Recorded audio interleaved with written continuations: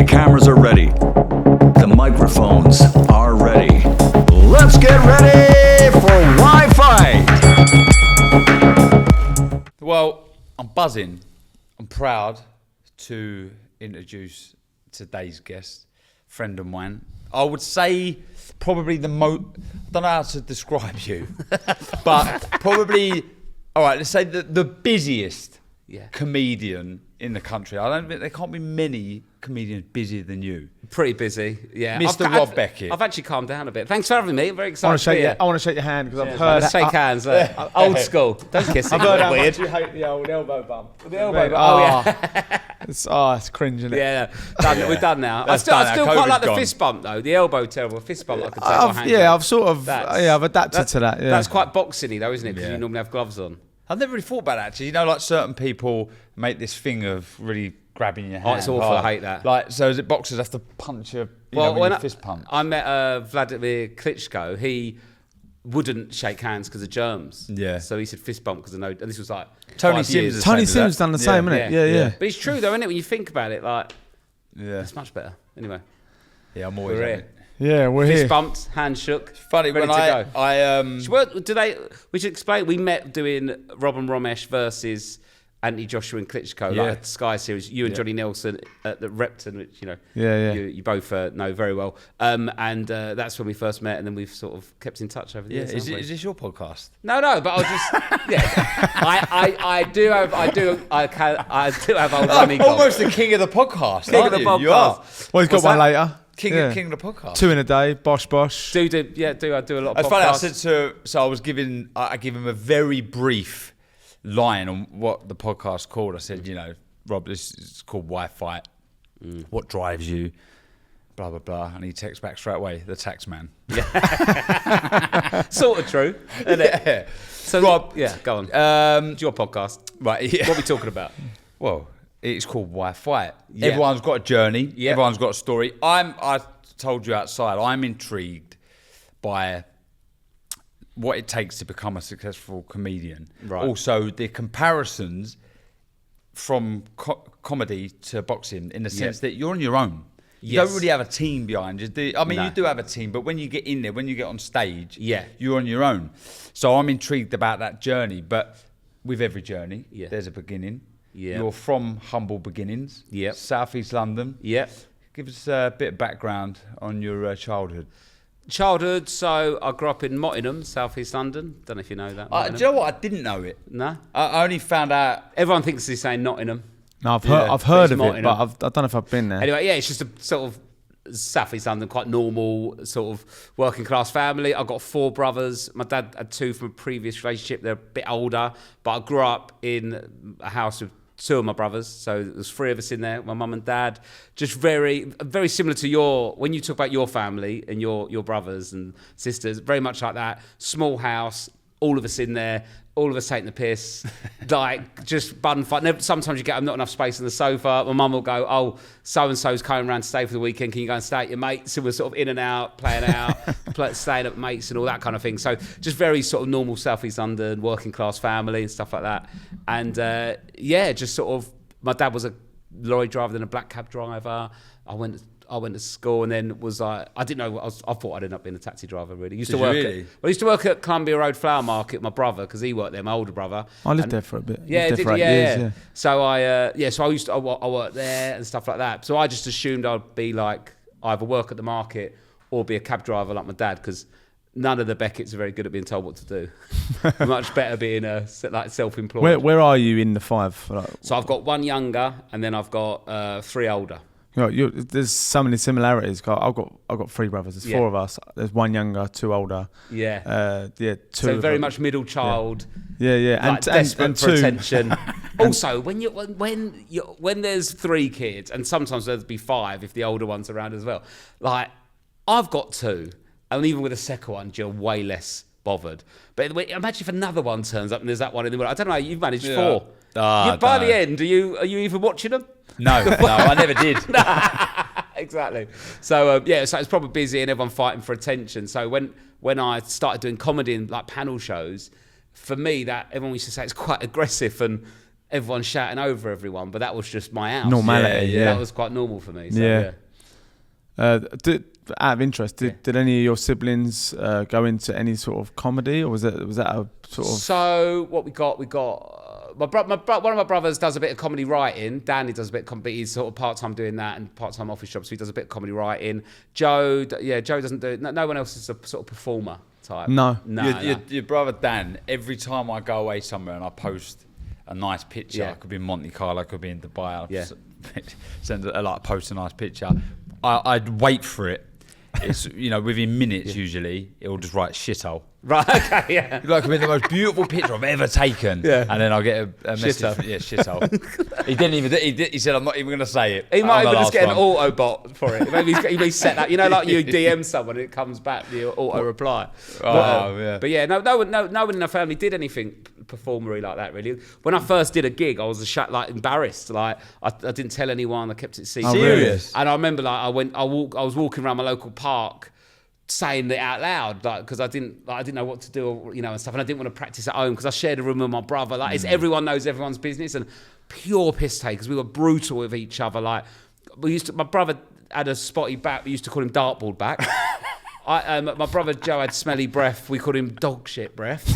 And I had big nipples. They just called me Jaffa cake tits. And that's happening. If that happened in my house now, I'd say to my daughters, you can't call your sister that. Yeah. You can't. And they're just like, dog shit breath and stuff like that. So it was proper brutal. And then I was walking around a local park practicing my stuff. And then my mum's mate, because everyone knew each other in the area, saw me and told my mum, and she thought I'd gone mental.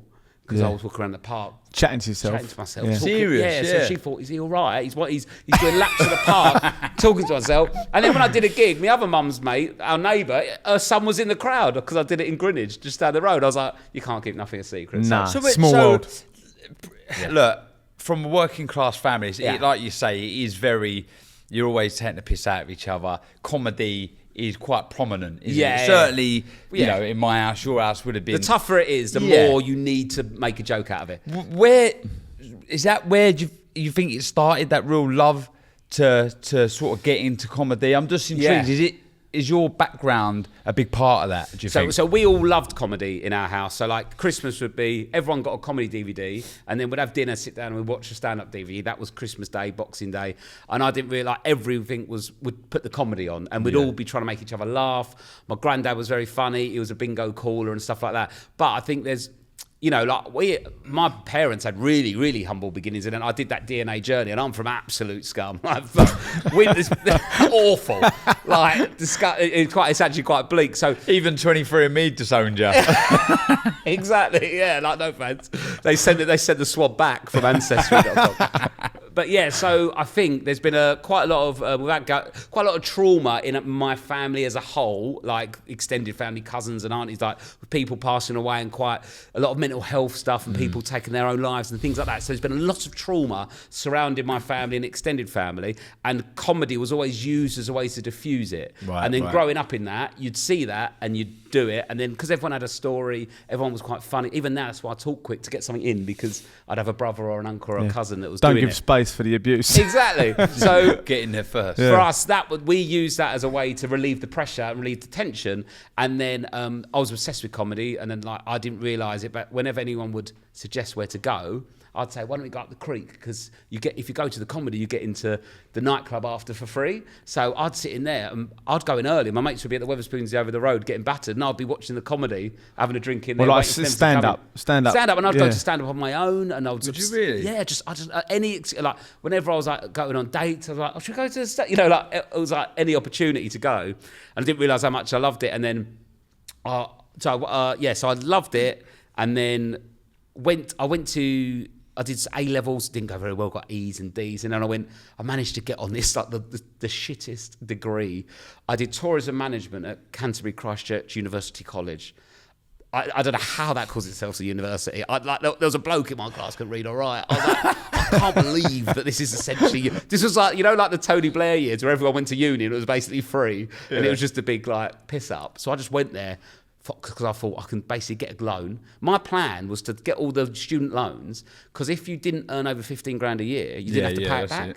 Right. So that was my aspiration. Or if you moved abroad, you didn't have to pay it back. So I was like, I'll either... You're just trying to beat the system. Yeah, I'll go abroad, never pay it back, just travel about, or I'll only officially earn £14,999 a year and never have to pay it back. And I've got a 3-year holiday in Canterbury, getting drunk and messing about and going to uni. So went down there, and then when I left, I got a job down there. I was one of them people that stays at uni the year after. You know, some people stay a year because I got a job down there.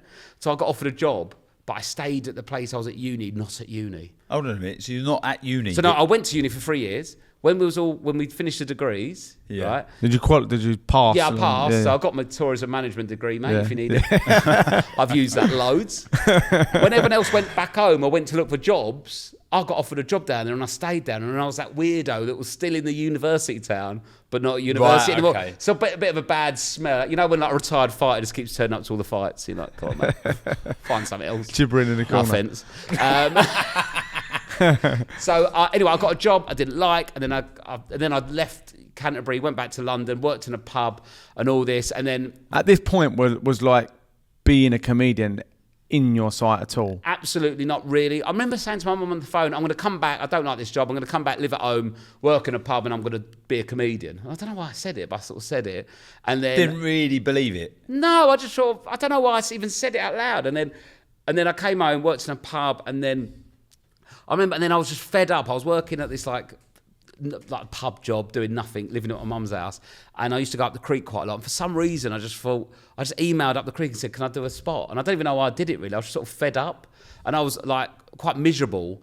And I think I might have been jibbed off by a girl or something. You know, when you're like 19 as well, like I was 21. Yeah, well, no, not even I'll show her, but just like, oh, I feel so bad. Nothing can make me feel bad anymore. And I emailed off expecting to hear nothing, just like, and then they emailed back, went, yeah, can you do Sunday? This was the Wednesday.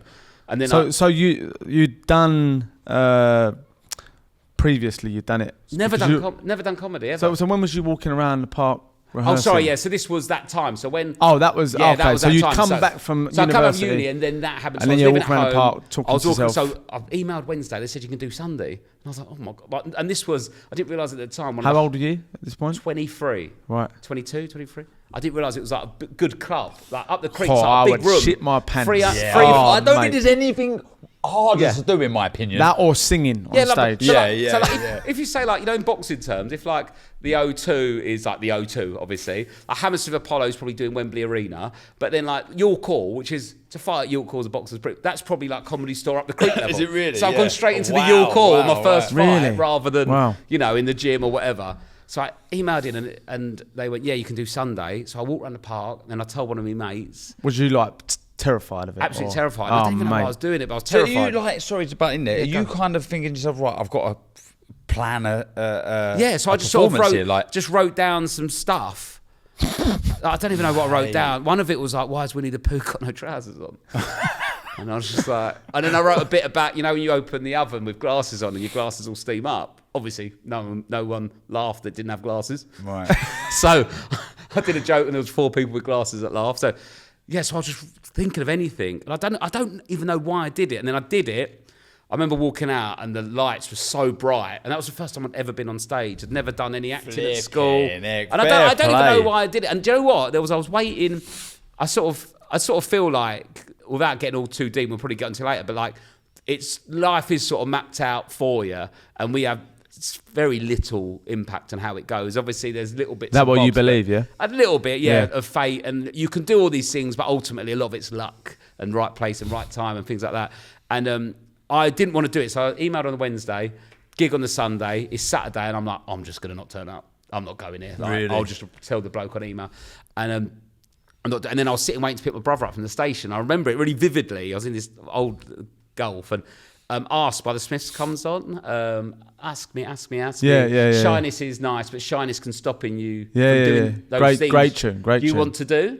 And I was like, well, that's exactly what it is. I want to do this. I love comedy and I think I can do it, but I'm scared and I'm shy. Amazing lyrics though. And I was like, I'm not going to let that feeling stop me doing what I want to do, because I know I want to do it, but I'm scared and shy. Why? Because I'm embarrassed it might go wrong, I might look stupid, but shyness is great, but shyness can stop you doing what you want to do. Exactly. And I was like, that's so true. And I wasn't even a massive Smiths fan at that point. It just came on like the radio. Like I wasn't even listening to an album, it was just on the radio. And I thought, oh, Joe, I'll just go for it. Who cares at this point? Just like, you know. So I went and did it. I had 2 pints with my mate writing it. I went on. It was really bright. I garbled nonsense at the crowd. They was very aware that it was my first gig. No one booed me off. Didn't go that well. Didn't go bad. And then they clapped and I come off. And I've never felt a feeling like it in my life. And Amazing. what really helped was in the interval before I went on, that song from the Smiths come on. What? Serious? And That's nuts. That's and I nuts. was like, Seriously? and when it came on in the interval, I was like, It's a sign. This yeah, is it's a sign. Yeah. You got to listen to these things because I was like, Yeah, this was definitely. 2009 or something, probably 2008, 2009. So that song from the Smiths Was already previous. 20 years yeah. old already. Yeah. Also, I was 22. It weren't like the song of the moment where Yeah. you walk down the street with Ed Sheeran. You go in a shop, you're in Ed Sheeran. It weren't a song that. Yeah, and it's yeah. also not even It's their not most a coincidence, is it? and it's not their most famous song either. It ain't like like Also Toto like- Africa. Also, It's their biggest song. You know what I mean? So also, you've heard it both times. Like you've like, my ears tuned boom, into that, yeah. and I that means yeah. something, yeah. So I went on, and it was like electrifying. And I went home, and I remember laying in my bed. I shared a room with my brother, and I laid there, and this feeling of energy buzzed through me as I was laying in bed. Couldn't like, Amazing. Couldn't sleep, and I literally kicked and punched the air with excitement. Amazing. You must have thought I was having a wank, to be honest. But I was in a shared room going like that under the covers. Did he know that you'd No, I done haven't it? told anyone. Fucking 'Cause hell. I didn't want the embarrassment if it went wrong Do or you think whatever. What was it that made you feel like potential shame for doing something so gutsy and courageous? Hang on, should we get Yeah. this? It'll be Morrissey on the phone. Like, the full ask me. But What was it that made you feel that shame would potentially come up for you in doing something so courageous? Like, if Yeah. your parents surely would have been like, "Fucking good Well, on you." Do you know what I mean? Yeah. Or not? I don't no, know. they would have been supportive. However, when you come from, I think one, it was like everyone was piss takey, and it would be like, oh, hear about him. He tried to do comedy because he thinks it's funny, then he fucked it up. And it wouldn't be my brothers and my mum and dad as such. It would be like friends of friends. I had horrible uncles that would be like, oh, I heard you think you're a fucking comedian, are you? Oh, yeah, fuck off, are you? And like, be like that. No support interest. Yeah. Kid down there. Yeah. But like, no, not supportive at all. And I didn't want to. And when you are from a working class background, or whatever, or any kind of, whatever, if it's your culture or your race, whatever it is where it's not expected of you, if you ever do anything that separates you from everyone else, you're a target. Yeah, and you yeah. put your head above the parapet. Yeah. And it is an egoic thing to go, I'm going to walk in this room, and not only am I funnier than all of you, you're going to sit down, shut up, and pay me to listen. I was scared of that. I can really relate to what you're saying. I can really Yeah. relate to that. Yeah, I remember being a kid, and because I'm from similar sort of background, and I would never go home and ever talk about a girl at school. Oh, never. same as well, yeah. To the point where a couple of decades later, I've got a girlfriend. Yeah. But I was talking to my deep conversation with my dad. I was like, look, if there's anything else on your mind, like just let me know. Like it's time to let it out, sort of thing. Well, there is one thing. I was like, what? He said, are you gay? Yeah. And I was like, I've got a girlfriend, Dad. He's like, no, I just, you went off to London and you bleached your hair, and do you know what I mean? I was like, Well, my nan asked me if I was gay because I wasn't settled down with a girl at 19. Like, all my cousins had like 5 kids. So yeah, like there is. I think it's that expectation and conforming, 'cause I remember, when I worked, stay in your box and kind of people thing. feel threatened by people that want more. And some people want more, some people don't, and there's no judgment. I remember I worked in an office at this place, and I was going up to the Edinburgh Fringe. I was still working full time to do a show, and I took all my holiday in one lump in 4 weeks. So I had no holidays all year, and I went up there, and I was paying to go up there. I was doing a show for free, so I was spending all my money to go up there to perform for a month for free, get no money in, and waste all my yearly holiday. And then some bloke was like, "What are you going up there doing that for? What are you doing that? They're doing it for free. It's stupid. It's a ridiculous decision." And I use that, and when you talk about what makes you fight, that I use that as fuel. Yeah, man. That yeah. FU fuel, like, no, go fuck is, that kind of like doubt doubt me, you, yeah. just doubt me, and I'll so, fucking show you. Yeah. Exactly, and that I was driven by that. I'm going to show you and prove you're wrong. And the reason why I was so strong on that was I wasn't good at anything else really. I'd worked my nuts off at school, but I was dyslexic, ADHD. I couldn't do it. I'd sit and write an essay for hours and hours, never get better than a D. Yeah, I wanted to ask you about that because I read something where you said like you'd do after school clubs, you'd revise, you'd do your work. I couldn't work harder, and yet the dyslexia and stuff just stopped you academically, but you obviously still had the fire to achieve. Like it was there, but you hadn't found the field to express yourself in. Yes, yet. so and my then all of a confidence sudden, was very low. Yeah. So I had no self-confidence or self-worth because everything I tried to do I wasn't very good at. You know what I mean? And then like... But you kept searching until all of a sudden... Something dragged me to that. Yeah. And then when I got it, I was like, I did it. And it's quite quick to see if you're good. It's a bit like boxing, I imagine, you know, because like it's tangible, innit? Yeah. You can say what you want. You can give it this, you can give it that. If you get punched and you cry, then you're not... They're from that. You get in that ring, you knock them about, you're the man. There's no, obviously a judge can throw it away, but... In comedy, it's tangible. I go out, I talk, you can hear it. Yeah. You either get a laugh or you don't, and you can get more laughs or not as many from There's other nowhere people. to hide. Nowhere to hide, and I love that. I love the results of like, you've got them laughing there. And I went out and I did it once, and I celebrated, and for me it was like doing a parachute jump at the time.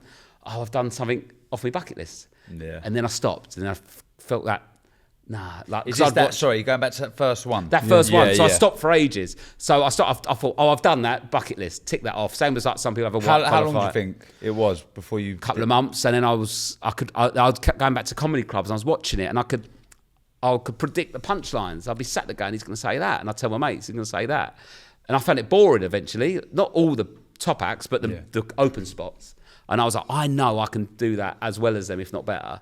Sat there watching, and then I went out and started doing more, and then it basically snowballed from there, and I got obsessed with it. Become an obsession, yeah. And then people were like, oh yeah, you're going to be a comedian, are you? I was like, yeah, I fucking am now. So I used their view of me, and like my first parents' evening, I wrote about my book, A Class Act, where I talk all about this kind of stuff, about what drives me and my background. The primary school teacher said, what we're going to do with Rob, he's never going to be a high flyer. I suggest you get down the early learning centre and get some shapes and stuff because he's not keeping up with the rest of them. But then like my mum, moved me out of that school, but then she told me that. But if you get told that at an early age, you start, and you're not actually quite good, you start to believe it. Yeah, you get told you can't do something. So I found something I was good at, and I went in full pelt and I just hammered it, and I did a year of it, gigging 5 nights a week. Got in all the new act competitions, which would be like the ABAs, where you go up against the best in the country. And I got into the final of all the competitions and won a couple. And I looked at all the other people that had either won or got to the finals over the last 10 years. And it was people like Russell Howard, Michael McIntyre, Mickey Flanagan. I was like, well, and all amongst that list were just sort of like professional comedians that weren't household names. As in previously, these previous people, last 10 years of who had been in those finals were all people that were same now... for us, wouldn't it? Be like, you look back and you'll see... Olympic cycles, weren't you? Like AJ, look, he won that and he went on. So I was like, right, from this list, there's nothing stopping me now, at least being a professional comedian. And if I can earn 30 grand a year being a professional comedian, that's me done. That was enough. I'm happy. And then I just went at it 110%, and it was brilliant because it was fueled by passion and excitement, and it was always new things and stuff like that. And I loved it. And then the only problem is the ego got out of control because I was getting my self-worth that I never had before. And self-worth's like a drug, isn't it? It builds you up. I was getting it out the gigs rather than from myself. Because I was basically... Exterior rather than interior, yeah. Exactly. I was going, I'm good because I am a comedian. I'm good because I'm making them laugh. I'm good because now I'm moving up the levels and earning this money and I'm getting respect because I've been on that team. I'm someone now because of this. Rather than going, I'm someone because of I'm good who enough. I am. Yeah. I'm good. Yeah. So it was brilliant at the start, that ego and that I'm going to prove you wrong. However, the ego got a bit out of control. So it all come from that place of I'm not good enough, and now I've found something that does make me good enough. Yeah, and I was exactly the same with boxing. Yeah, exactly the same. And I was basically running on that fuel, but that fuel only lasts so long until you end up burning out. The wheels fall off, and then you're not doing it from passion anymore. You're doing it from like responsibility. I've got kids now, so I've got to keep this up, or I've got to keep on that show because people expect me to be on that show and stuff like that. So how long did that last? How long did the passion last until the wheels come off? Probably about from the first. Probably I'd say 10 years until I had not a breakdown, but it all got too much. Yeah, and yeah, luckily yeah. it coincided with COVID, so I Right. had to stop. And I Right. think stopping made me reflect. But I was very unhappy, I'd say, for about the second 5 years of my first 10 years career. The first 5 years of the career, unbelievable, because I'm flying now. I've never Well, and then felt the good before. second part was the ego. A little bit, because actually you get to that point where, you know, it's great at the time when you go, like, I had zero money. Properly, not when people go, I'm skint, but actually they've got $2,000. I read what you said Yeah. about bunking trains and stuff, and I'm Yeah. like, fucking, I've been there. Do you know what I Yeah, mean? well, like, there isn't a someone pound to ring. in your fucking or if bank. I do ring, I could ring my parents who at the time didn't have that much money going spare. But if I say to my dad, I need 500 quid, I know I'll get it, Yeah. but I can't tell you how Yeah. to get it. Yeah, but I yeah. know he'd go and get it for me, but then I don't want to put that pressure on my dad going off and doing something you don't want to do to get the money. Yeah. So then it's all on you. So like, Lone wolf. when Yeah. that first money started coming in and you're doing a bit of telework and the money goes up, and it felt amazing, and I worked non-stop, because then that's when the poverty mindset comes in, which I don't know if you've covered on this, where you when you're come from no money, you think that money runs out because you know what it's like to have none. And you There's think an it's just gonna anxiety stop. about it. So Yeah. you've got to get as much in as possible before someone goes, imposter syndrome, Yeah. get Yeah, out, yeah, you shouldn't yeah. be here. And so you're just like, Do you think and then that's you the burn out. reason you're so hardworking? Because I remember saying to you, I think the start of this year, I can't remember what it was, but about meeting up or something. And I said, if you get 2 minutes, you're the busiest man in the world. You went, no, I'm going to take a bit of a breather this year. Yeah. You've not stopped. Like, you've not stopped. Do you think it's that sort of reason why you just, you just can't sort of rest? You cannot rest. I remember when you said about Rob might do it. I said, like, what's he like? And he was like, well, I know one thing. He's fucking hard working, like proper hard working, proper. Yeah. and he's got a book out and stuff. And I was like, yeah, like brilliant. Do you think that's a number of reasons that you're hard working? One, I love it and I love my job. Yeah. One, I love it and I love my job. So I love doing it. Like, I love sitting and chatting with you, but then the problem is you just book too much in. Yeah. I get overexcited, and what happens is I go on holiday and I chill out and I go, yeah, I'll do that and do that. And before I know it, I'm doing 1,000 things. So one, I love doing it. Two, there used to be a pressure of get as much money as you can as possible before they don't want you anymore, which is what was driving me. But actually, that's because all my self-worth was wrapped up in work, not me as a person, where if they don't want me anymore, they don't not want me, they don't want me as a comedian. Because I can go and do a number of things. I could open a gym if I want. I'll do that and I make it because I know I'm hardworking and intelligent enough to make a success of it. But all things come to an end. You can only have so much control over it, and I'm way more relaxed about that. And so I think that it's like I enjoy it. I've got loads of energy. I love being busy, and the poverty mindset was driving it. But there's if you're busy and it's driven by passion and you're enjoying it and you're present while you're doing it, then that's fine. But I was turning up on autopilot, like, get through this. Really? Yeah, and it was just... And Are you still getting the same buzz at the end of a show? No, because I wouldn't let myself. Because then I'd be... So I remember doing, like, I'll be doing a thing, and I'd look at all jobs as lily pads. So I'm not going to... Like, so, all right, you're on the Jonathan Ross show. Yeah, because once I do that, I'm going to do that, and then I'll do that. Because I didn't want to ever... enjoy the moment, because I feel like I'm getting lazy, getting sloppy. I'm being a bit too pathetic, going, oh, well done. No, next. But actually, it's such an old cliche, but you Everything's a stepping stone. you don't enjoy nothing. Yeah, rather than like you've reached a pinnacle. Exactly. Like, everything's just another stepping And then stone. I remember, and then because this is when I had like a bit of a like not epiphany, but I just felt so down and fed up about it. I just sold out at Hammersmith Apollo twice, 2 nights in a row, on my biggest tour ever.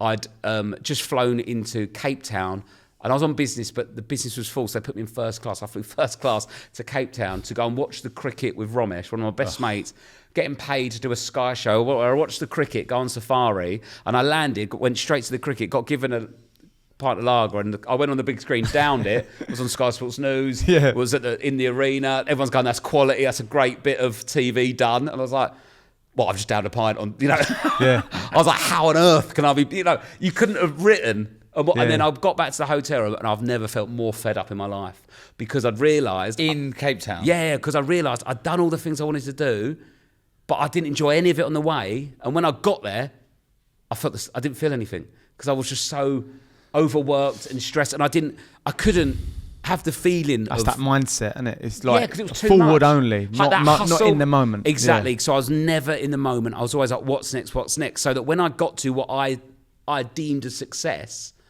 which was sell out Hammersmith Apollo, massive tour, big TV show, to get it on there, not even have to do much work. You know what I mean? Just that, to fly in first class, being Just in be a yourself, 5-star basically. hotel. Yeah. And I didn't enjoy any of it. And I was like, what is wrong with me? Because this isn't normal. Have you This overcome that now? 100%. Yeah. Well, not 100%. It's always a work in progress.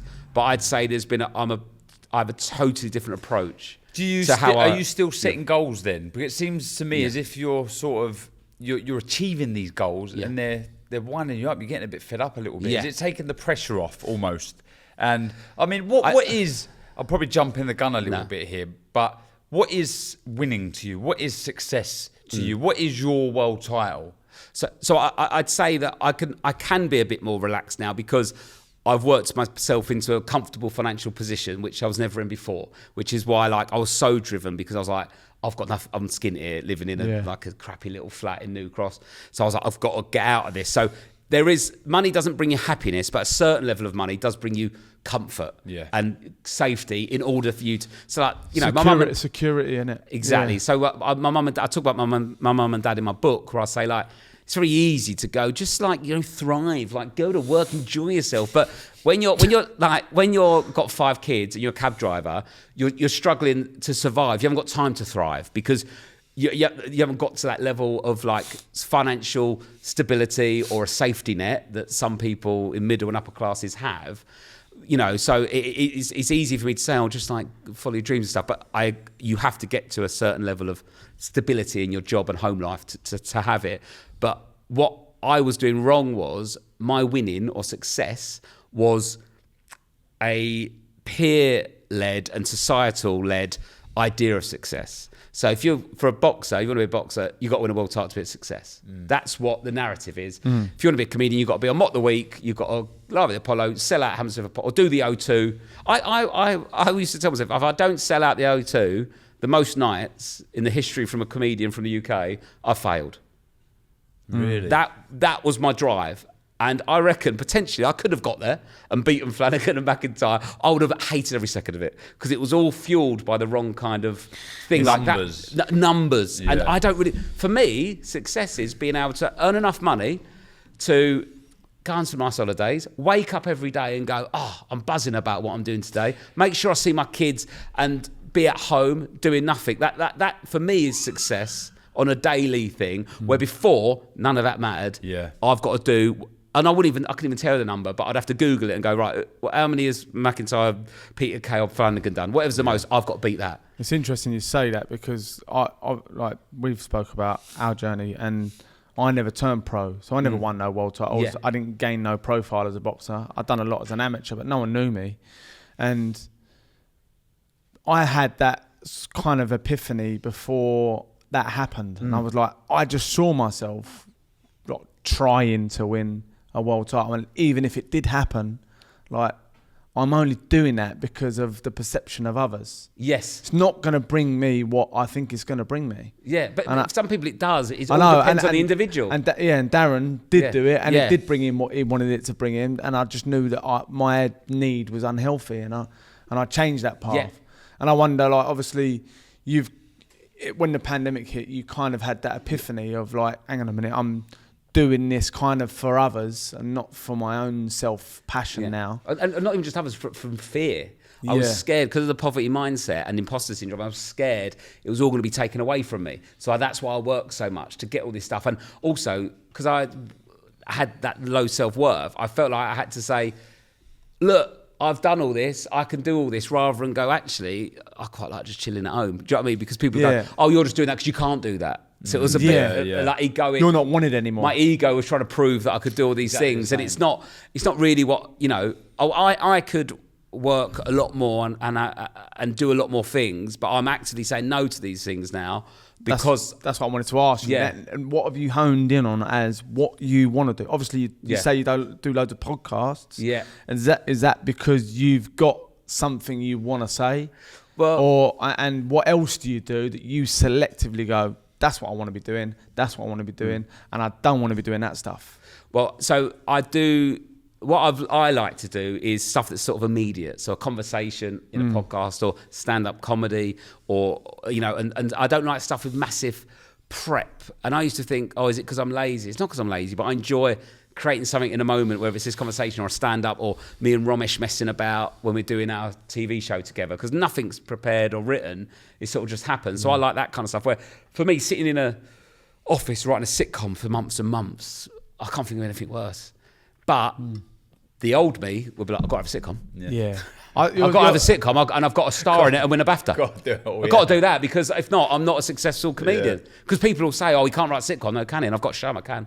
You and Darren, I don't Darren care. are very similar, I think, in that way. I see that in you. You can't write a sitcom either. No, but that immediate, that immediate feeling, like Yes, you like now, those like short, sharp projects that you go bang, and then the 100%. next day you're doing something different, rather than like Because a I've slog got a of, mind, a personality of like a daddy long legs. Yeah. I sort of bounce from this to Yeah. that, this, because I get stale very easy. Same.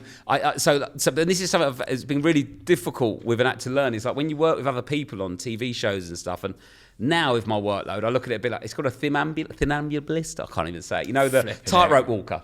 Yeah. So it's basically if like sort of money and life's there, and then personal enjoyment is there. Yeah. You've got to do a bit of, you've got to like, actually, I'm not a massive fan of that, but it will get a bit of money in. Yeah, and allow me to do that. Yeah, or it's no money, but I really enjoy it. Yeah.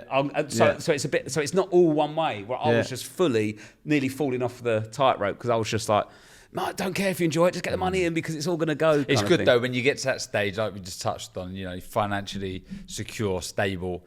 And I remember my dad, like one of the things growing up that he used to say to us, it was never sort of like, you've got to do this, you've got to do that.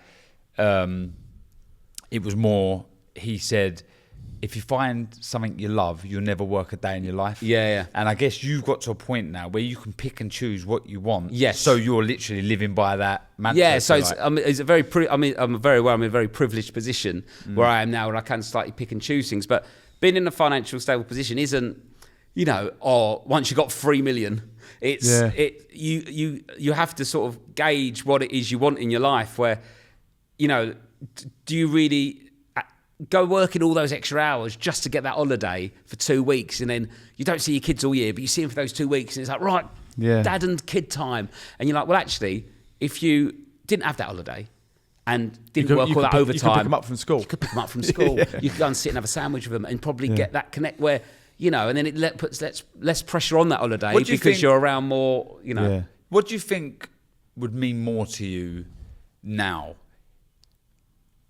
Say you did a show, you banged out the O2. Yeah. You've banged it out 3 nights on the spin or Yeah. whatever. And so you had that in the bag, you've done it. But you've earned, say, £20 million from doing it. What would mean more to you, do you think? If you had to pick out the two, would you be buzzing more from the money aspect or the fact that you sold out the O2? I mean, 20 million, you would be buzzing from that a little bit. But, wouldn't you? no, but Yeah. what, No, so- okay, not 20 So, million. do you know what's interesting about the O2 is I did the O2 with Josh for the Parenting podcast. Yeah. We did the O2. We did Manchester Arena. We did Cardiff. That was very good. Nottingham. Enjoyed it. Yeah. So we did. You came along to that one, didn't you? So we did a few, and it's really interesting actually in comedy, because actually unless you are Flanagan or McIntyre who can do like 15 nights at the O2, right? The O2 is really the only place you can go, or Kevin Bridges up in Glasgow. But if you can only do like 1 or 2 nights at the O2, it's actually better off doing like 4 nights in the Hammersmith Apollo, because they've already got the stage and all the lighting and stuff like that. It's quite sort of boring, but like you can earn more money. Say you sell 40,000 tickets. If you sell, that's 2 nights at the O2.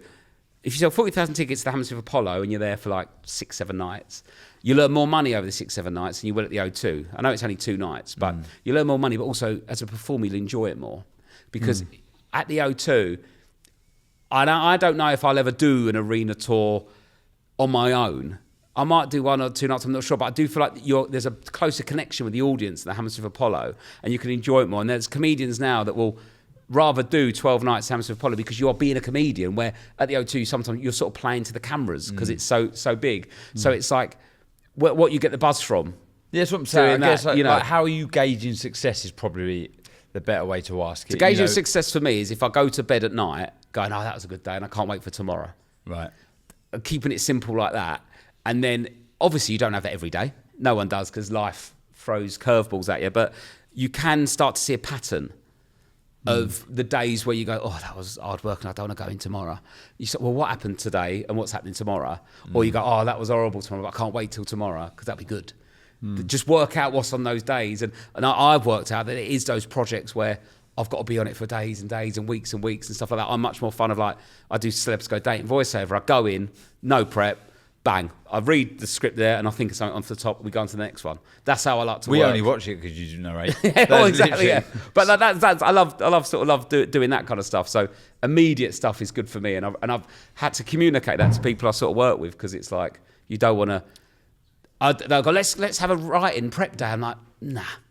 That'll kill me for when we do it live in the studio if it's like a panel show. Yeah, I try and avoid that. I saw somewhere that you did the Apollo and you showed someone the prep writing for it, and it was like 10 words.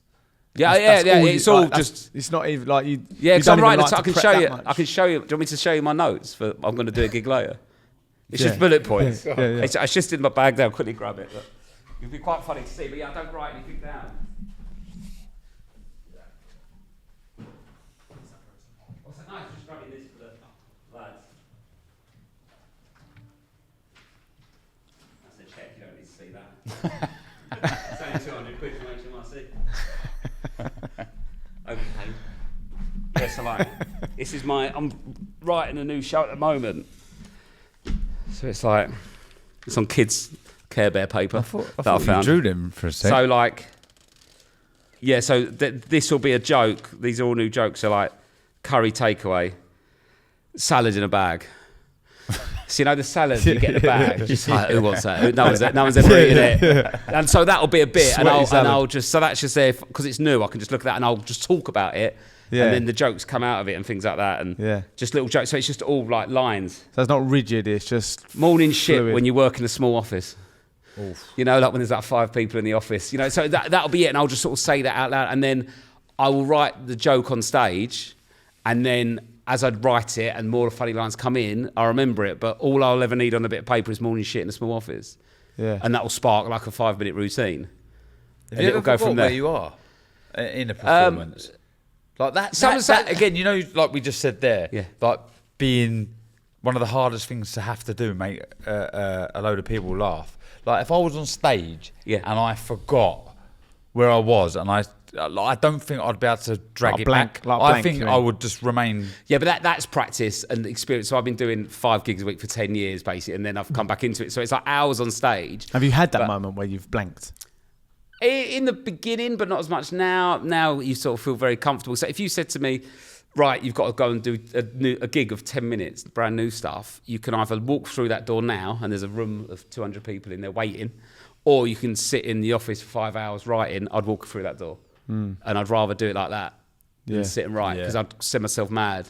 Right, and it's a bit like boxing where you get gym fighters, you get main event fighters where when they can do, you know, when the pressure's off and stuff like that. But when the pressure's on, for me, I'll wake up, I'm like a meerkat. I love it, and I get a buzz off that, and I find it exciting. Like, I don't know what I'm going to say, and they're expecting something. Where some people go, oh, God.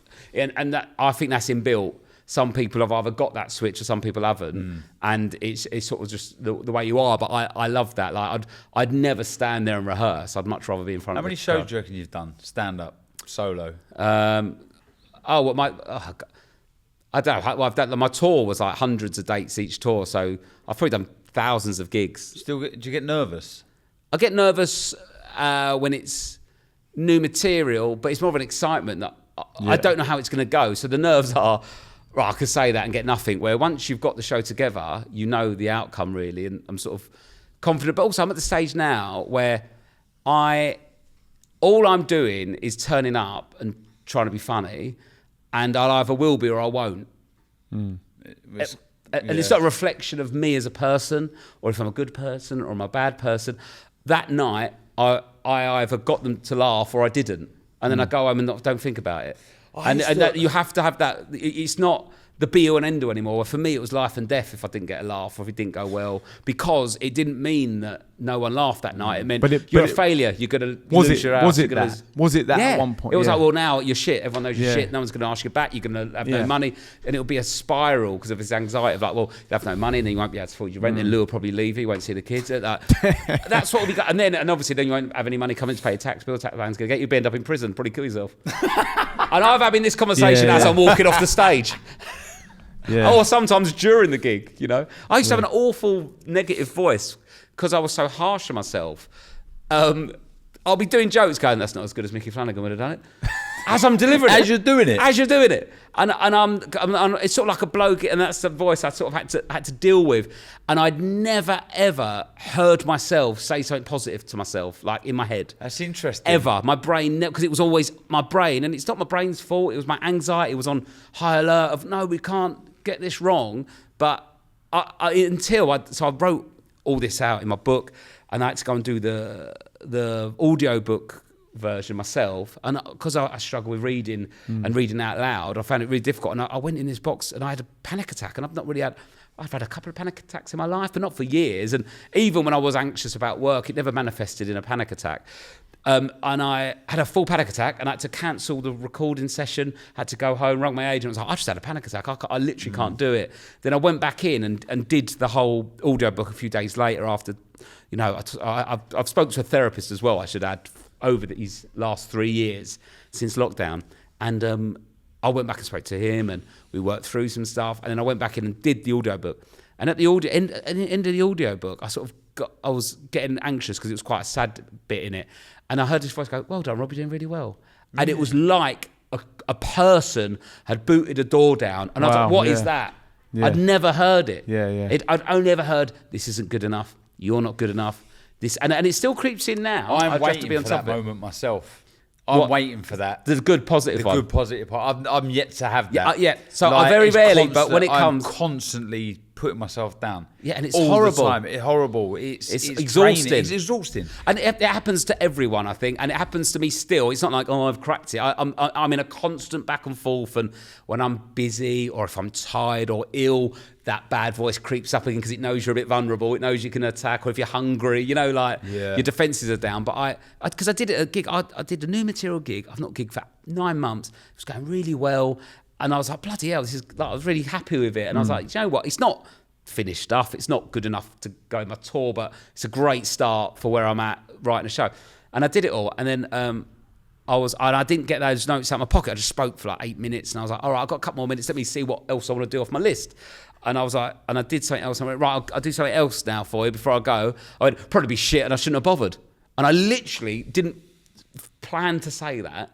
It was like that voice just blurted out. And I was like, that's my own anxiety. But like that, where's that? That's not me. Self-deprecating sort of. Well, not even self-deprecating, just bullying myself. And that's not me. It's just my brain that's trying to protect me as a body. But it's not necessary. Do you think it's that, and similar to myself and you, Ryan, that kind of mentality, though, is what's driven you? Because you want to prove yourself. Yes. I've always want to prove myself wrong because I'm my own biggest critic. Yeah. So I want to prove. I'm yet to satisfy myself. But I listened to a lot of Johnny Wilkinson about this because Johnny Wilkinson's really interesting because he had a full sort of like spiritual awakening. I don't know if that's the right word or not, where he had this mentality of not good enough, and he'd practice kicking for hours and hours and stuff like that.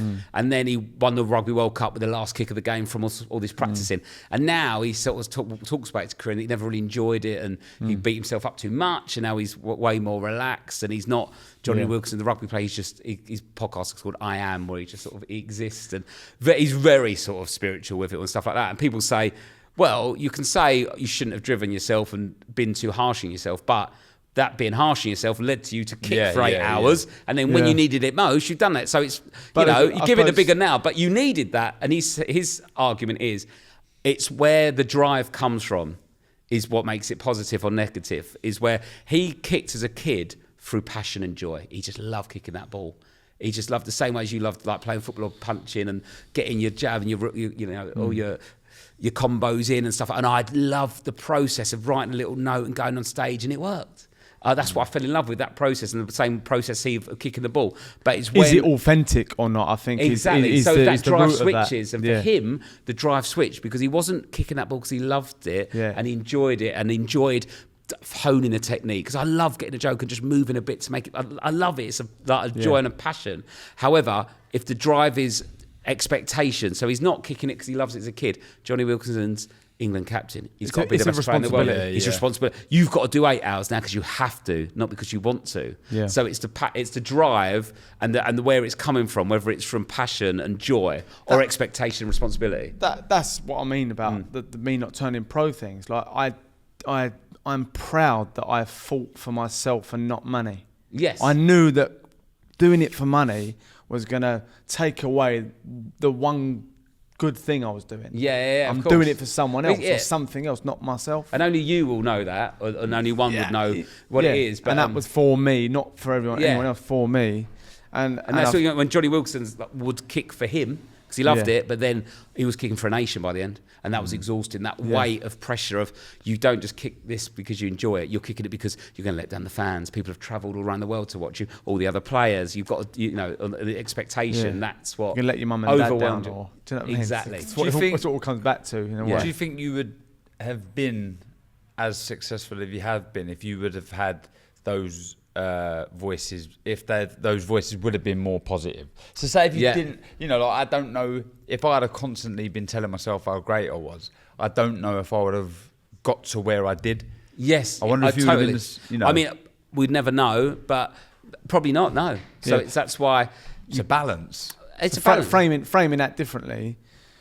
Would you, being a young you again, would you have preferred that you didn't need to impress or climb a ladder, and that you felt good enough anyway? Yeah. Or are you glad that you didn't feel good enough and that drove you to where you are now and not where you were? I'm happy with how it played out, because if it hadn't have played out that way, I wouldn't be here now.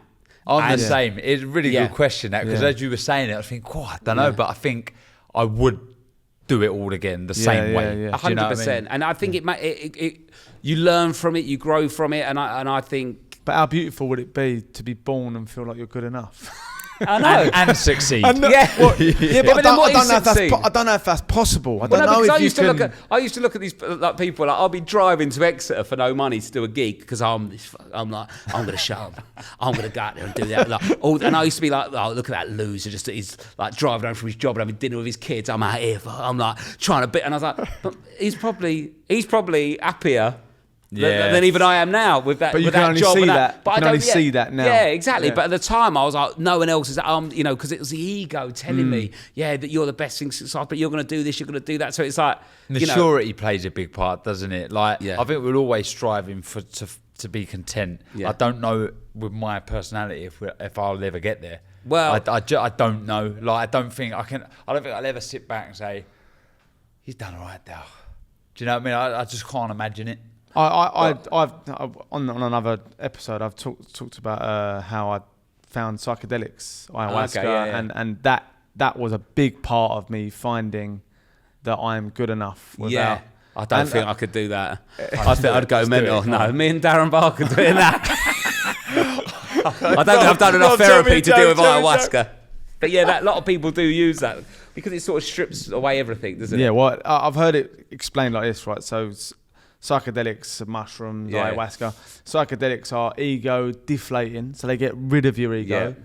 And then things like stimulants like cocaine or caffeine and stuff like that, that's ego inflating. But, yes. Yeah. So you end up riding on the ego on that stuff, whereas psychedelics are ego, get rid of the ego. Well, and then you can really sort of pull the curtain up on who you really are. I mean, I don't know enough about all that kind of stuff. Like, for me, that keeping the ego in check is the biggest daily challenge. Not from like I'm super flash or whatever, but everyone has an ego. If it, of course, it's even it manifests in different ways. But like, you can't get rid of it either, because not having an ego is the biggest ego flex of all time. Yeah. I don't know about you, but I ain't got an ego. I know what I've actually not got an ego, so that's the danger. Yeah. So I look at the ego like I use imagery to help me understand how I feel about something, because I'm not the best with words, so I sort of picture it. So the ego for me is like a brand new Ferrari parked on my drive, but I don't drive it. It's there. You can't get rid of your ego. You just got to keep it in check. So it just sits there, but I don't engage it. It exists, and it'll always be with me. It'll always be there. It'll always be out the front of the house, but I don't get in and drive it. Isn't it something you can enjoy now and again?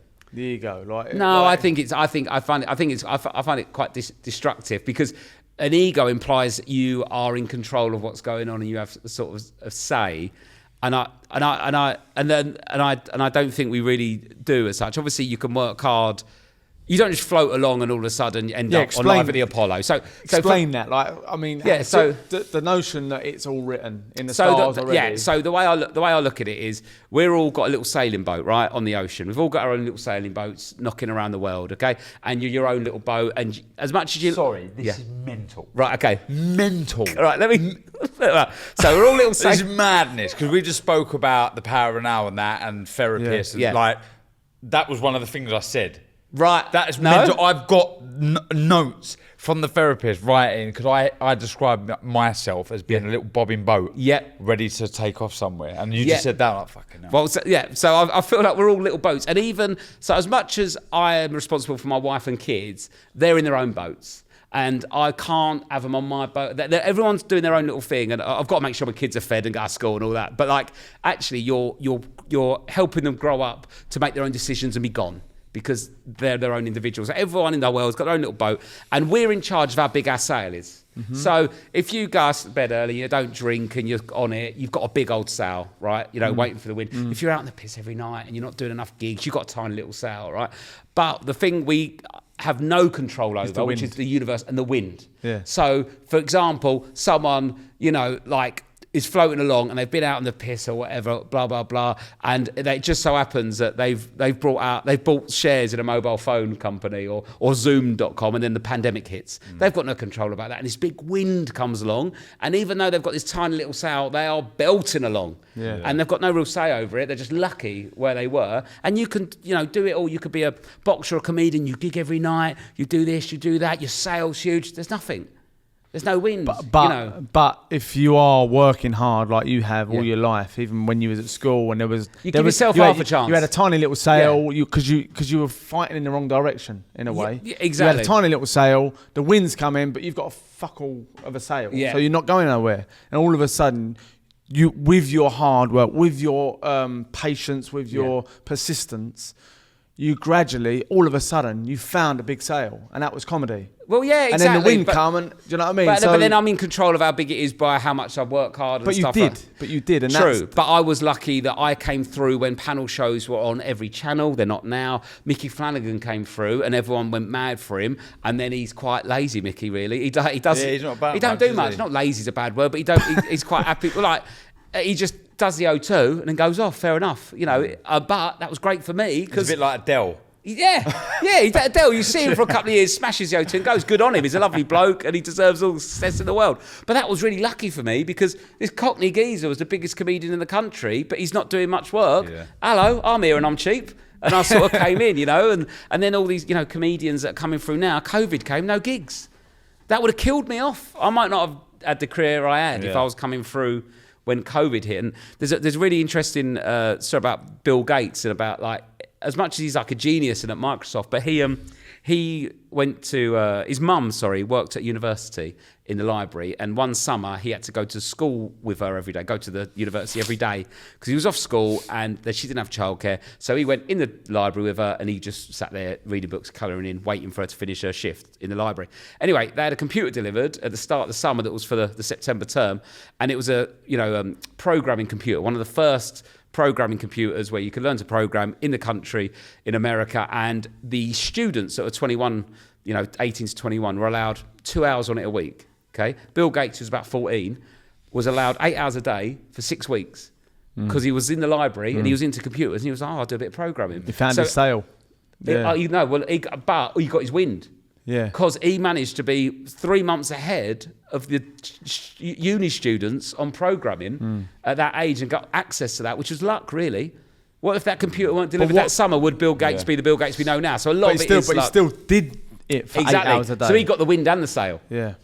So Yeah, the wind double came whammy. because the computer was there, but he put the sail up massive because he spent 8 hours a day on it. Yeah. So it's a lot of it's luck, but also there's a bit of hard work as well. So Do you think- know. It's what you do with that luck. Exactly. What is like the luck? Like we spoke about a sign earlier, right? The Smiths song. Yeah, That's yeah. a sign. I read a book, Paulo Coelho, whatever his name Yeah. is, the guy that done The Alchemist and a few. I don't read. It takes me forever to read a book. Yeah. I'll read the same page Yeah, 6 so times because yeah. I lost my mind. Anyway, there's a book, and I think it's Aleph or something like that. Anyway, it's a lot of what he talks about is signs and really taking notice of a sign. Yeah. When a sign happens, like, don't treat it as a coincidence and dismiss it. It's a sign. Yeah. And figure out what that means. Why is it there? Yeah. And that's my belief, is like, do your most with that sign. Yeah. It's there. Let's do our most with it. Yeah. Do you know what I mean? Yeah, I Like, wonder, like, you know, you said that first performance, you was nearly going to knock on the head. Yeah. You were going to do it. Do you truly believe this is your destiny? I don't. So if you would have cancelled that one Yeah. and you didn't do it, do you think somehow I you think- would have ended up being a comedian? Yeah, I think it's my passion to watch it and to perform it, and I think whether it was then or if you know, it might have been the case where I might have got some pregnant and I've got to go to work and I couldn't give it up, and I end up coming into it when I'm 45, and I'd have spent 20 years working somewhere and stuff like that. So I think I'd always would have been drawn back to it, or I would have gone the other route and been that angry drunk bloke in a pub who thinks he's funnier than the comic heckling. Yeah. Because he's, But you we know, get that in boxing. Yeah. I could have done that. It could have been me. yeah. good knee Get it went, right. elbow. You know, Yeah, about the footballers yeah. whose knees went. I'd have been great. Yeah, if you're the old Achilles Yeah. and stuff, Yeah. ACL, wasn't it? Got me. Yeah. And that, The yeah, knees. exactly. So yeah, it's mad because we'll never really know. But I think you know, it's you can only do so much really. A lot of it's luck. You know, a lot of it is sort of luck, but it's trying to make sure that I think that's you're aiming You won't for- have it, will you? No, So in the last episode, he won't have luck. No, it's not that I won't have luck. It's just that everyone has that luck. Everyone has the sign. It's just that you fucking grabbed it and went, I'm going to do this with that. Yeah. And then, like you said, you treated that as a stepping stone. Yeah, no, I mean- do think, you know, obviously, if you don't work hard, you don't, you know, it's the same with, if you don't put the hard yards in boxing, you don't put hard yards in anything. It's football, comedy, In being anything, an accountant, yeah. whatever you do, you've got to put that effort in. However, you know, Obsession. That word you used earlier, it's Mm. an like the people that we've had on, that they've all been obsessed with whatever the field they're in. yeah, you have to be obsessed with it, but you've got to make And- sure if you're truly present and enjoying it, you've got to make sure that you're it's coming from a passion for it, not a responsibility and that's to a do question it. I've got. Is there such thing as a healthy obsession? I personally feel like it comes like from, if it's drugs and drink, it's not. But if it's going to the gym 5 days a week, but an obsession where well, you have it to depends do what you it. define obsession. Where like if you go to the gym for an hour 5 days a week and you have to do it, it's not bad at all, is it? Well, they But, say you know. too much of something's no good for Well, you. so- Too much of anything. So talking about like that drive to do so, you wanted to win that world title for your brother who passed, and he was expected of him, and you had the family pressure. Did you enjoy that process? Did you enjoy having the belt, or do you think you were sort of slightly doing it for not the wrong reasons, but there was an expectation pressure on you to do like it? so going back, would I do things all the same way again? Yes, I would. But did I enjoy it? No, I never. I didn't. Yeah. But I was so driven for that target. Yeah. that it didn't matter. Like Yeah. the injuries, everything. It was like, right, I have to get there. You know, I could see the summit. I could see it. So it doesn't matter what's going on around me, how I'm feeling. Just get there. Yes. I don't think, you know, you talk about intelligence and, you know, I'm not smart at all. But you give me 1,000,000 bricks to move from there to there, I'll do it. Because Yeah. I know where the Yeah. end There's is. that voice. I'm not smart at all. Yeah, Yeah. like, yes. Well, Man, you must be smart. You sat yeah, in your world but I title. just- You've had a world title. You sat in your own gym doing Yeah. a podcast. You're not an I idiot, just- are you? I just, I didn't enjoy it. But I'm goal driven. Did you enjoy it when you won? Yes. But because it was over. Exactly. But not because you've done it. No, it's funny. It's funny. And that's why I'm smiling now. It's pretty much because I ticked that box.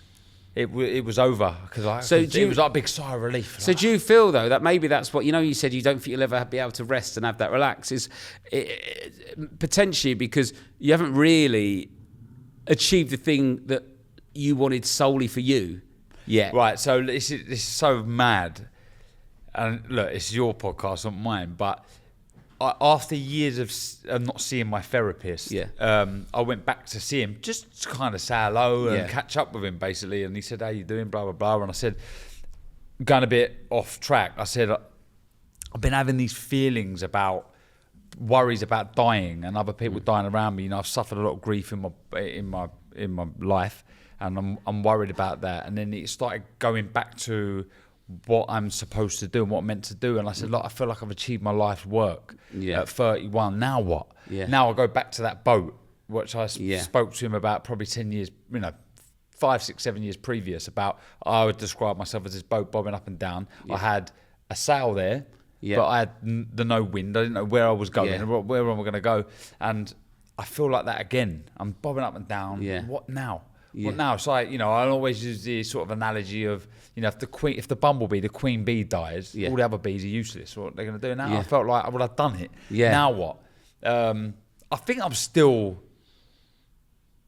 that person now, if I'm honest. You're still a bit like scratching my head. Almost. Yeah, a little bit like this is a fun project. I like this, but I feel like there's more to come. But do you think that's mainly because? I hope there's more to come. Well, yeah, but do you think that's mainly because the drive you had was so emotionally charged and so all-consuming and didn't impact you, it impacted everyone around you and was driven by, you were trying to almost replace something that's irreplaceable and nothing's going to be that intenser. That's why I don't know if there's nothing you can do that will top what you've done because you were trying to win a world title for a brother that passed away for a family. And that's beyond, I want to try and earn this money or get that title, whatever, you know what I mean? I'm content in that respect, but I don't know what will make me feel content moving forward. And I wonder what the same is for you. Would there ever be a point in your life where you're content? I feel content now. Yeah, but could you?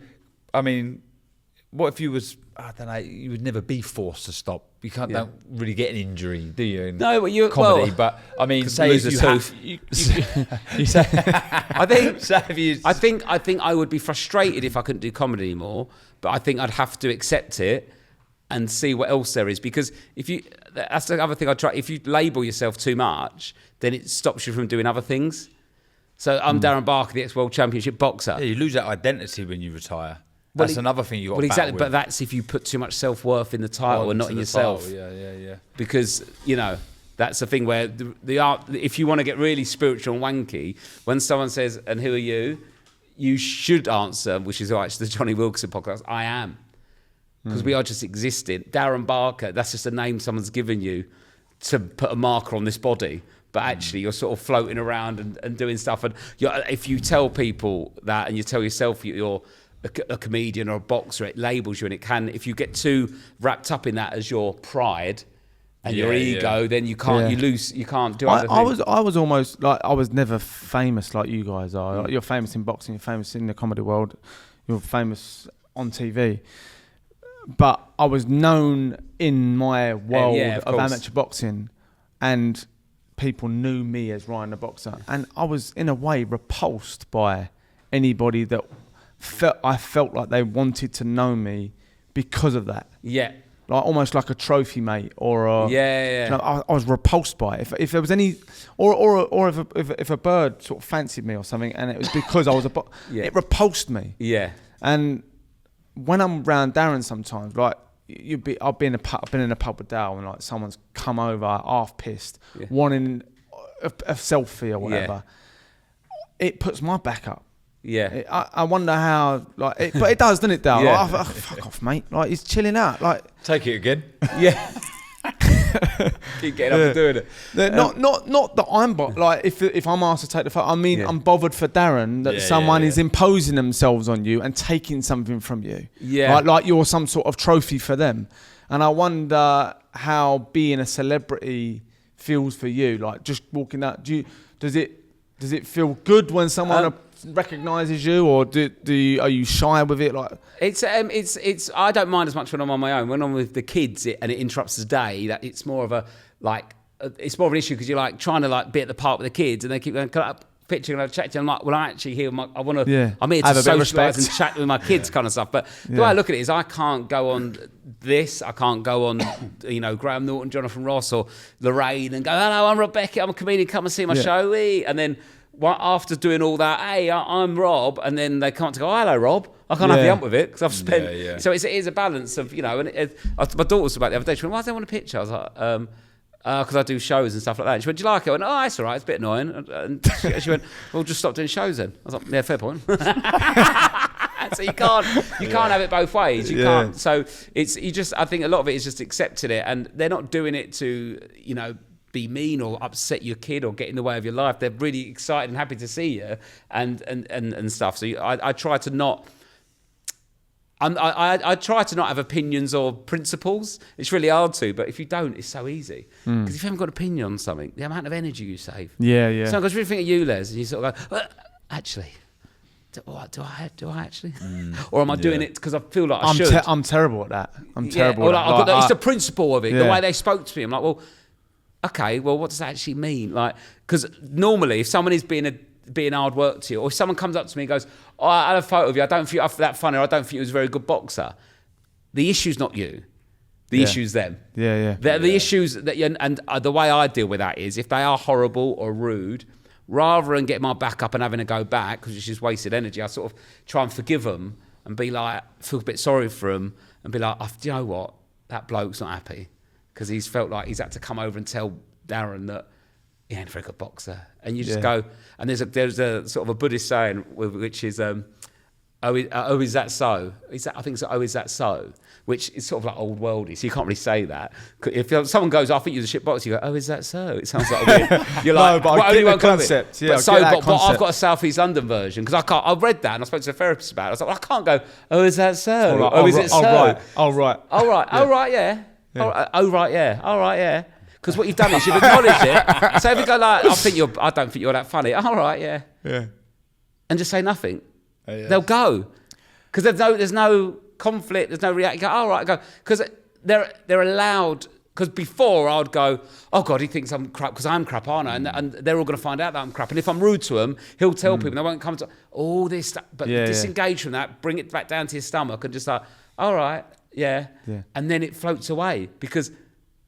Even if he does think that, does it matter? Yeah, you're not going to please everyone. No, it's like, all right, yeah. I've had a similar thing, like when you're opinionated about something and maybe your opinion's not been asked for. Someone's talking and you put your opinion, and then they suddenly shine a mirror on you giving an opinion. Yeah, it's the same thing. They bounce it back at you, like, "Oh, is that right?" Well, yeah. And then all of a sudden you're like, "Oh, maybe it ain't right."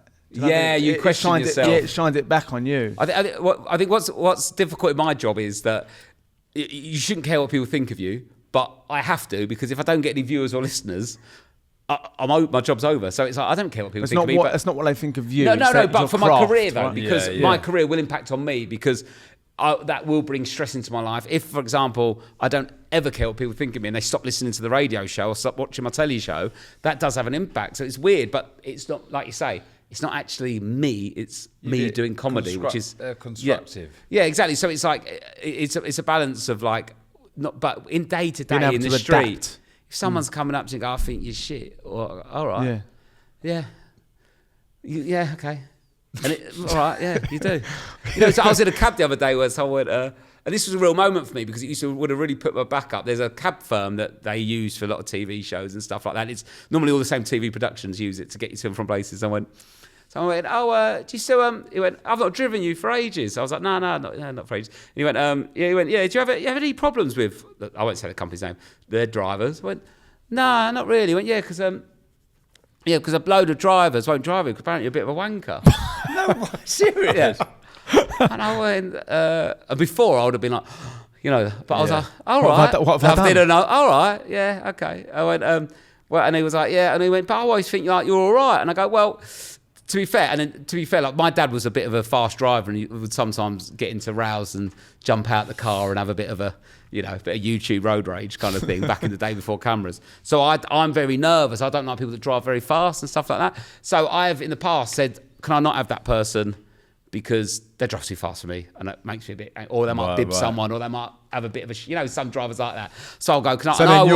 So then you're a wanker because. Well, mate, so mate, I'm a wanker maybe because I've upset them and their ego that I don't want them to drive me anymore. So they might think I'm a wanker, and I'm sure there's loads of people that think I'm a wanker. That's fine. But also as well, as much as partially out the blame, take some on myself. And I was like, well, I imagine. I've said I don't want certain drivers because they drive a bit fast and they might think I'm a wanker because of that, which is fine. But also as well, I'm sometimes off to work, and especially at the start of my career, I used to be very anxious and very stressed about work. So I just put my headphones on and wouldn't talk. And I imagine I might have been a bit rude to them, a bit short with them because I wasn't really in a position to chat and be relaxed. And I might have been a wanker at that point because maybe they're right in that moment. And maybe they're right. I was a wanker. And that's fine as well. And there'll be people that think I'm a wanker. And the reaction to that I thought was really, for me, encouraging because I didn't automatically go, yeah, you are a wanker. Like, you can be a bit of a wanker sometimes. And not in a mean way. And some people I might meet and go, oh, he's a bit of a wanker.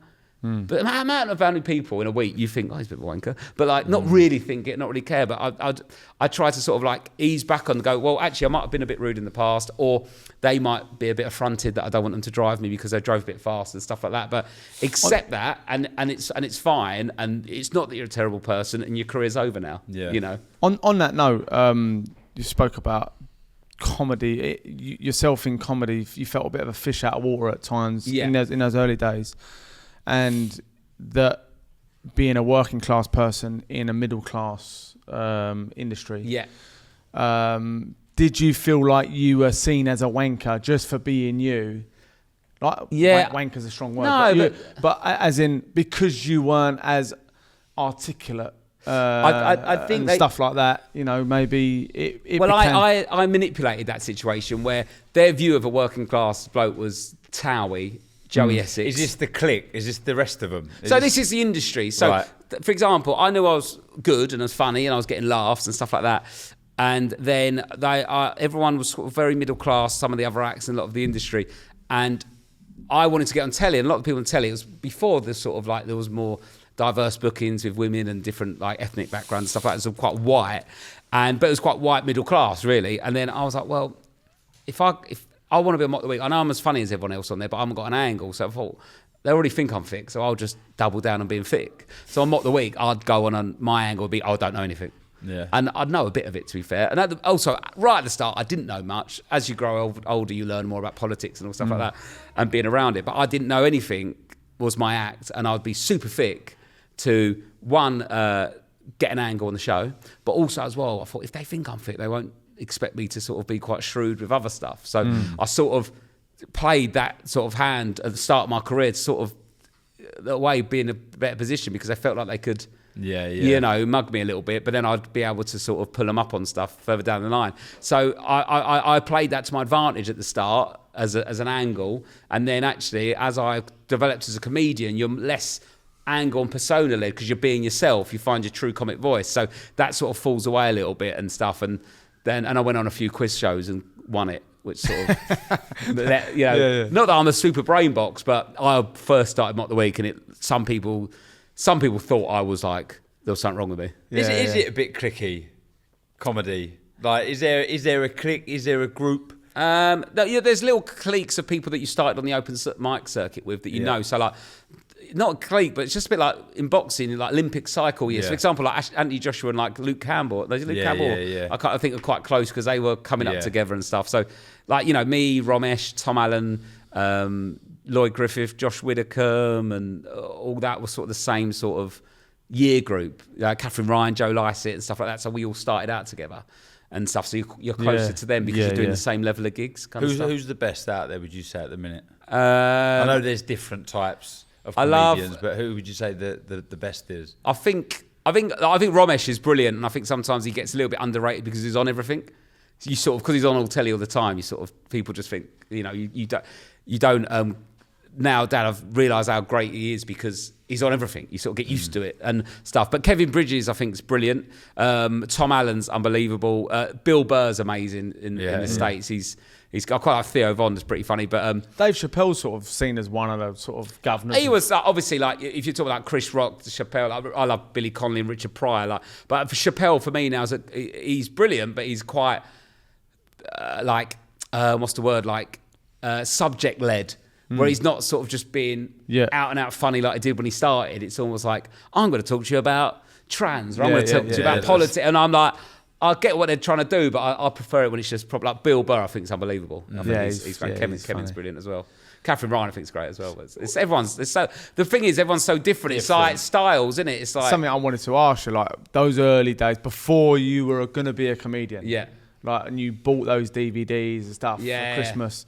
Like, did you have an inspirer of what was a funny person? Who is a funny person? And like that's how you want to be in a way. Well, so for me it was Billy Connolly, Alan Davis, and Peter Kay, because they were like, I got their VHSs when I was young, and what I liked about them was, especially Alan Davis and Peter Kay, was you couldn't just be a normal bloke and be quite funny. Where Billy Connolly was quite this mad banjo playing, like sort of mad like world traveller kind of guy. And then you had like Richard Pryor, like American, like lived in a brothel growing up, like was a crack addict and all these crazy stories. But when I saw Alan Davis and Peter Kay, I was like, oh, you can literally talk about normal things and be funny, and there's a career in it. Well, it's funny the parallel with boxing as well. We get people like Mike Tyson talking about his inspirers. He said, I looked at Muhammad Ali and saw this like pretty articulate person. He's like, I can't be like that. But when I saw Roberto Duran, you want to see someone like you. He's like, I can do this now because you've got that sort of cookie cutter that you're looking at. I can be like that. Yeah, exactly. Yeah. And that Alan Davis was like this, just a bloke from Essex, and Peter Kay was a northern working class bloke talking about normal family and all that. So I was like, so that opened the window for you. Yeah, because I was like, my stories were funny, but like quite mundane. I was like, does anyone care what my dad said? At dinner the other week, kind of stuff. So that was. Is there a pressure? Do you ever feel any pressure being a comedian, like having to be funny all the time? I remember my dad saying to me about, I think it was Bobby Davro, like he felt like no one could ever take him serious. So it's like they always thought he was going to crack a joke. They're always like just about to start laughing because he was going to. There are stages where if I am being serious, people think I'm messing about just because of my face, but it's a normal question, and they'll go, "Oh, got you like?" I'm like, "No, I just literally need to have the answer." But I think there's two. Basically, all comedians are broken, right? To do and gig 5 nights a week, you're trying to fill a hole, whether it's self-worth or prove a point to someone that we're not right in the head. To go out for no money, because when you start, you do it for no money for 3 or 4 years, traveling around the country for no money, going on stage. So you're not right, and then what happens is like what I got to. You get to a point where you realise you're not right, and you either sort yourself out and try and understand what's wrong and wait to deal with it, or you double down and get more mental. I'm not going to name names, but they are some absolute loons. Oh, mate. And I think they find it difficult because they've never separated the self-worth from the person and the performer, so they have to be on all the time. So they're on a roller coaster. Because they want to be funny, that comedian, and like, oh, he's so funny, where actually it gets to a point like, I'll go up and do my job on stage, but I'm in the pub now, and if I feel like being funny, or I've had a couple of drinks, or I'm in a funny mood, but if I want to sit and be quiet, I'll sit and be quiet. There's no pressure to be funny. And it's a bit like being a boxer in a pub, isn't it? Like, you could probably beat everyone up in there, but if you start beating everyone up in there, you're not right. But occasionally, you might have to give someone a stiff jab, and if someone's coming at me, I might have to put them down and give them with builders and all that. There's always this him a verbal beating. This kitchen fitter came round, he thinks it's really funny, he was doing loads of jokes, and he was like, oh yeah, you can use some of my jokes if you want. I went, if I used your jokes, I wouldn't be able to afford your kitchens, so I won't. And you need a little slap now and again, just to, shut them up, because that's what happens is they come in and give it a bit. So you need to have a couple of lines up your sleeve just to go, if I want to, I can like rip you apart here, but I remember listening to Gene Wilder. He's like in an interview, and he was talking about how he became a comedian as a child because he said his mum was ill, and he's like, it was like I was in charge of basically making her feel good, like making her laugh, and I measured am I funny or not by did she wet herself when she laughed. That's how much he wanted to make her laugh. And I wonder whether there's like an identifiable catalyst back then where you thought I have to be funny or else this might happen? No, I think there's a lot of that with like illness in families. We none of our family were ill as such, but there were very sad moments where making a joke would burst the tension.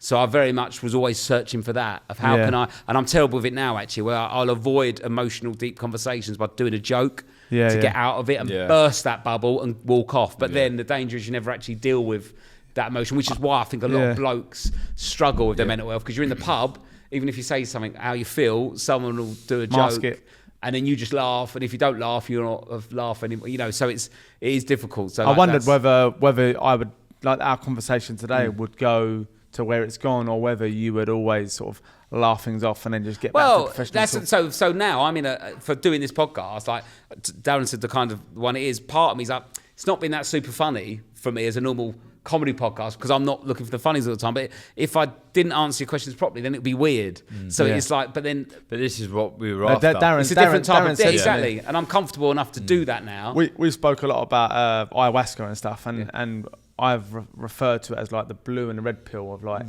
the truth, or are you willing to live a lie for the rest of your life and take the red pill? I think blue or red, whichever way around it was in the Matrix. Yeah. And Darren said to me, I think it was today, he said like, Rob's definitely took the blue pill. He's definitely, he knows the truth and he wants to better himself. I think it was an eye-opening, an honesty for me. thing. And I work as hard now on my mental health and how I'm feeling. If I'm present, make sure that I'm conscious. I'm making decisions consciously, not, right, do you want to do this gig? How much, when? Yes. Because if you speak, you're not actually thinking. You're just unconsciously agreeing because I've got to do that because I've got to get the money in because I'm a grafter. All the ego's making decisions for you. Exactly. Then you're not doing it for a conscious reason. The ego stops you thinking. Yes, exactly. So you got to breathe and take a moment to do that. So I spend a lot of time, and I think we're going to the Eckhart Tolle gig, which I imagine when we were growing up in Barnet and Mottingham, we never thought we'd end up at. But no, absolutely not. I can't wait. We spoke just for listeners. We spoke about it briefly at the beginning. He's going to dig you out now. I know. It was right. He invited us. I couldn't get rid of the ticket. He invited us, and then when I said, he was like, well, I've only got 2 tickets. Well, no. So I was talking. Darren brought up Eckhart Tolle, and I'm a big fan of him, and he does great YouTube videos about it. If you're not into reading the book, about how he's awakening and being conscious. It's the power of now. If you always 100% focus on what's happening right now, then your life is always joyous because it can only at the moment is just now, and it's always. I mean, I'm butchering that. If you read it and listen to it, it's way more complex. But Mottingham's version, exactly. The Power so Now. I get the problem with Eckhart Tolle and the Power Now is I get a lot from it and understand it. I cannot repeat it. I'm the same. I can't get it out the way he does, which is why he's wonderful and so successful. But that's his talent, isn't it? You've got your talent. You deliver your info through comedy. But he's amazing, and he's at Royal Albert Hall doing a talk, and I had a spare ticket, and Darren said I've actually loved him, and said, I love Eckhart Tolle. He's transformed. What did you say? You said he's transformed my life or something. Yeah, something like that. Don't get all shy now the camera's on. So like, it's the most powerful book I've ever read, and he transformed my life. And I was like, you can come if you want. I got a ticket. You went quality, and then you was like, I like him too. I was like, I've only got 2 tickets, Ryan. I felt bad. Ryan actually said to Rob, give me yours. But I didn't know. I sent it to. I sent it to my mates. Anyone want to come to this? I was like, what is he, a cult? Because he does look like a funny little fella, doesn't he? Yeah, all right. So you got your crystal ball out. 25 years from now, you're still alive, hopefully. Yeah. How would you like to be remembered, Rob? What? I guess genuinely, I don't. Professionally, then, just as a comic. I genuinely a good dad and husband. But even that, not really. Just I don't really. This is not me showing. I give that no weight. Right, I don't. Okay. I couldn't really. Would care. You have once upon a time? Do you think? 100%. It was all about that, by the sounds of it. And this is something I think is quite. They talk about it a lot in boxing, and actually the criticism like Tyson Fury gets and stuff like that about legacy. What's your legacy? And I find legacy one of the most that repulses me. Of legacy is like the master boss of getting to a goal but not enjoying it, because it's like I don't give a fuck. It's almost I'm not here. It's the epitome of What ego, a waste! isn't it? What a waste! In a way. Yeah, what a waste of this. It's the ultimate ego trip. Your legacy and what people think of you. What's written on your tombstone? Like, I mean, it's you're not even around to see it. Exactly. And so all enjoyment should be from this moment now, and because the future's not happened and the past is gone. So as long as like my family are happy and healthy, but I remember let me change it. Can I tell you where what would you want to be in 25 right, years? so what? Do you know what? So I'll give you two. Being 25 years, I'd like to be exactly where I am now, in the house I am at the moment, and do what jobs I want when I want, and there's no financial pressure. So you're literally living the dream. For me at the moment, Yeah. yeah. I'm picking my work, and I'm in my house, and financially there's not a huge stress. Obviously, your children will be 25 years older. What would you want for them to be in 25 years? So what they'll be in 25 years is all dependent on what's happening now. And for me, I want to walk into my house or be in my house, and my kids aren't surprised to see me. Yeah. I want them to walk through that door, walk past me, and not even look. That dad running up to me. That's my worst nightmare because I'm not there enough. Yeah. I want them to be. I want my kids to be bored of me growing up, so that there's no excitement that I'm home because I'm always there. Yeah. And then I feel like if I do that, then in 25 years, I've planted the seed for what will be hopefully a happy and healthy relationship with my kids. Brilliant. Not I'm going to go out and knock my bollocks out, never see them because I need to get X amount of money. Because I'll tell you now, the money won't matter if your kids aren't bothered with you. Yeah. You're quite a spiritual person. Well, the aren't you? amount of rich, Really? sad men there are sat in an empty house and the kids don't give a shit. And that money means is nothing. Pure failure to me. 100%. So for me, when I get home today, if my kids go, all right, I've nailed it. If they go, Dad, I'm like, nah, that's too much. Yeah. So that's for me. Again, That's it comes back to ego, doesn't it? Because it's only the ego that needs the welcome like that. Well, exactly, yeah. And I feel like being calm, secure, and solid is way more than being at a 10 or being at a 1, and just maintaining that sort of level of being just plodding along. I like plodding. Where does that? I'm a plodder. Where does that sort of? I don't know, the sort of spiritual side of you come from? That kind of. Thousands of pounds worth of therapy. Yeah. Yeah, basically. Paying the right person to tell me it rather than spending it on a round or something else. Yeah. But yeah, no, so it's come from talking to a therapist and then me getting the bug for it and being quite interested in all that kind of stuff and thinking, outside. Looking into books and stuff. And and just sort of. Were you like that as a kid? Were you sort of thirsty for knowledge and stuff in Not that way? really. No, I was drawn to comedy. I loved the immediacy of saying something, making something laugh, and I think that come from my childhood. But I used to go to sleep listening to. I used to put VHSs in my combi TV where you could put an audio jack, and I'd record the audio of my VHS comedy tapes so I could listen to them on a mini disc. Wow. In bed listening. So I used to go to sleep listening to comedy that I'd recorded off Like a podcast. VHS. Yeah. Basically, I created my own podcast to listen to. But yeah. So that's. Oh, I forgot what the question was now. But Where did spiritual side come from? yeah, the spiritual side really came from talking to a therapist and understanding why I felt the way I felt and ways to stop feeling like that and ways to go beyond that and feel. There's a phrase me and my friends used to use called optimum happiness, where we'd be like, like that feeling you get on Friday of a bank holiday, you finish work, you sit in the beer garden with a pint. Like living your best life. Living your best life, Yeah. YOLO, that week, and you'd sit there and you have a drink and have a sip of it, whatever it is, or if it's like going out for a meal or laying on a sun lounge or whatever. And that moment you go, there's nothing more I need in the world right now. Yeah. And I get it for like a second or 2 seconds and it feels great, or if it's on holiday or whatever. And it's normally on holiday because all the work pressure's away. Trying to have that feeling at least once a day or for a portion of the day is what I'm striving for all the time. And sometimes it's a lot closer than it is flying to Barbados. I call that when magic's present. Yeah, so everyone's got a little term for it. And I've sort of I've realised that sometimes if you go against the grain or go right instead of left, everyone's going left and you go right. Yeah. It's when you're doing something that no one else is doing. Sometimes you can, like for example, right? It's pissing with rain. Yeah. Everyone runs indoors. Yeah. And if you get your umbrella and you go over the park and you sit on a bench, like that calm and that magic can be present. Like if you're not doing what everyone else is doing. Well, it depends. You've got to do what it is you want to do. So it may be, it has to be authentic. It may be not. It may be going against the grain, but it might be going with the grain. Yeah, and that's what I was always trying to go against the grain to prove everyone wrong. But actually, I mean that in an authentic way, not in like a fight against it. I mean, but like, whatever it is that you want to. And so, and then when it comes back to what is your winning, what is your definition of success, only you'll know, and it can only come from internal.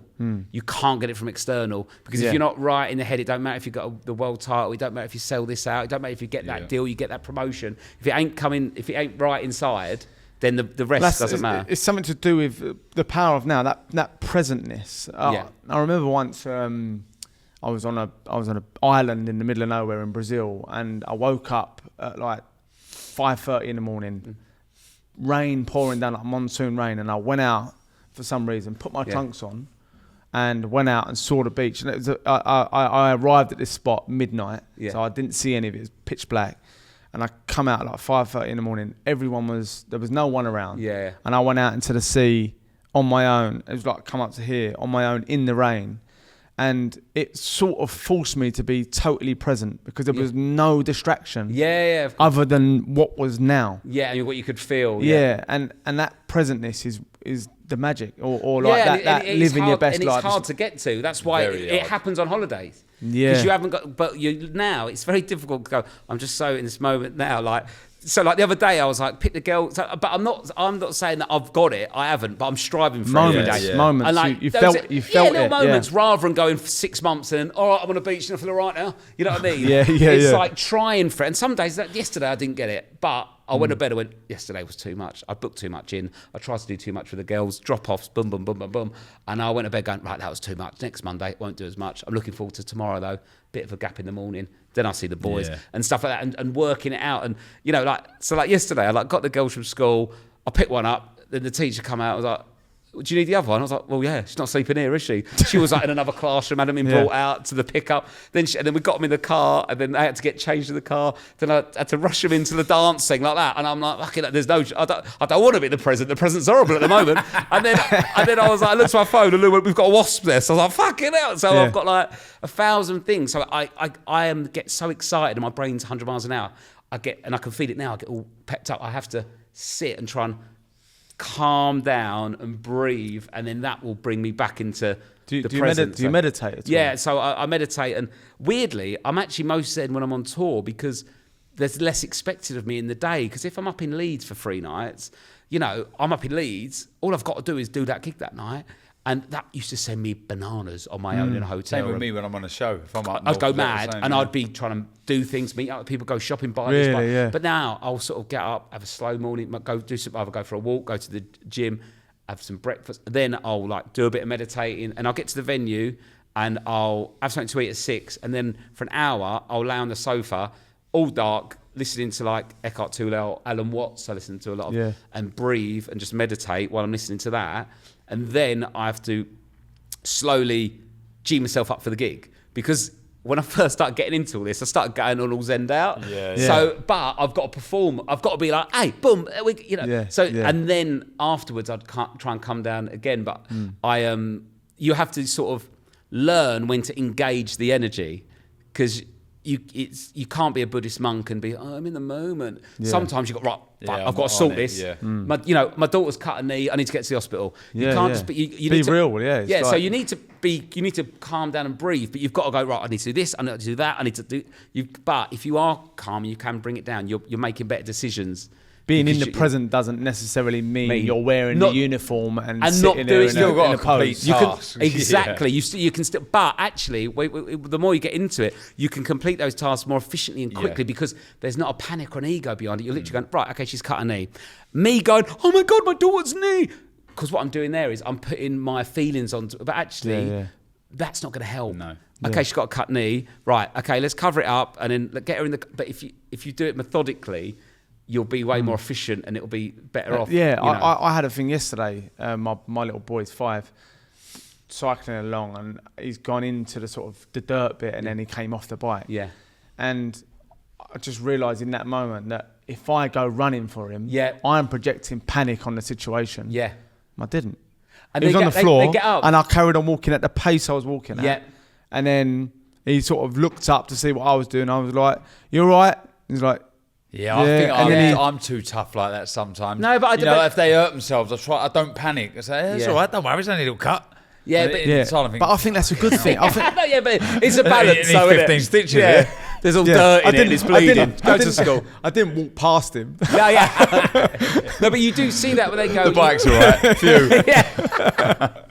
You see a kid on the floor like they've fallen off something and they're fine, but then the mum or dad go, "Are you all right?" And then they start Yeah, yeah, crying. but- So yeah. it's like I always now, if something stressful's happened, I take a breath and slow it down because that 4 seconds ain't going to impact on. And it transforms the way the whole situation goes. And I as think well. that's why if you're getting back to boxing or anyone at an elite level, they can do that. Which Floyd Mayweather never looks stressed. No. Whatever's thrown at him, because he's slowing it down and It's he's like the Matrix. in really. in that moment. Yes. Yeah, in that moment. he's in that- Is doing what he's built He's to in do. his safe Because zone. But- in that moment he's not going, "I'm the best ever, I'm the GOAT." He's going, "Right, slip," but because he's solely focused on that moment.